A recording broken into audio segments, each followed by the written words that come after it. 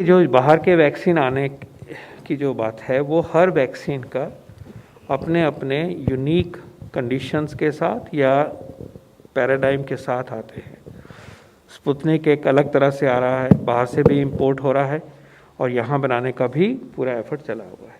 Moderna की एक अलग तरह की एक ग्रांट की बात हुई है। J&J वैक्सीन देश में भी बन रहा है, देश में ही बनेगा और उसको एक्सेस करने की बात हो रही है। तो ये सारे सिचुएशंस अलग हैं और जैसे कि पहले भी कहा गया है, there are issues which need to be sorted out.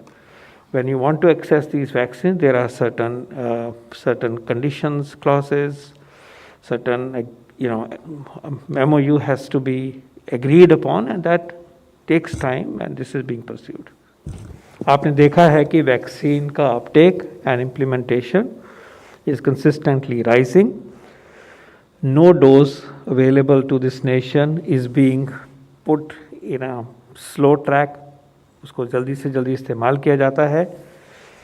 Availability के साथ साथ स्पीड बढ़ रही है। जैसे ही ये स्पीड आगे बढ़ेगी, वो सारे ही काम करने के लिए जिस तरह के रेट ऑफ वैक्सीनेशन की ज़रूरत होगी, वो देश करके दिखाएगा। जो जॉनसन एंड जॉनसन का जो इमरजेंसी यूज़ ऑथराइजेशन हुआ है, उस प्रोसेस में इंडेमिनिटी जैसी कंडीशंस का कोई रोल होता नहीं है।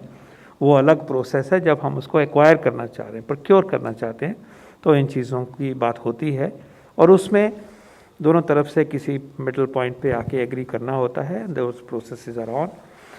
लास्टली आपने कहा कि नए वैक्सीन से क्या उम्मीद कर सकते हैं, ये बात कई बार यहाँ कही जा चुकी है। जाइडस कैडिला शायद सबसे आगे है। फेज़ 3 का पूरा डेटा है, रोलिंग रिव्यू चला हुआ है, उसके ऊपर नज़र रखिए। बायोलॉजिकल ई पे नज़र रखिए थोड़ा सा आगे कुछ हफ्तों के बाद में, और इसी प्रकार कोवावैक्स जो है उसके ऊपर नज़र रख सकते हैं। और साथ साथ फिर जो हमारा mRNA वैक्सीन है, शायद इसी सीक्वेंस में ये अपीयर होंगे। बट डायनेमिक सिचुएशन है, रिजल्ट्स के ऊपर बेस्ड है, क्लिनिकल डेटा के ऊपर बेस्ड है। पर इस तरह से हम विजुलाइज कर सकते हैं कि हमारा नया जो नई चॉइसेस जो हमारे सामने आएंगी, वो कम से कम these are visible to us, and there is significant progress, as you know, continuous progress in all those vaccines.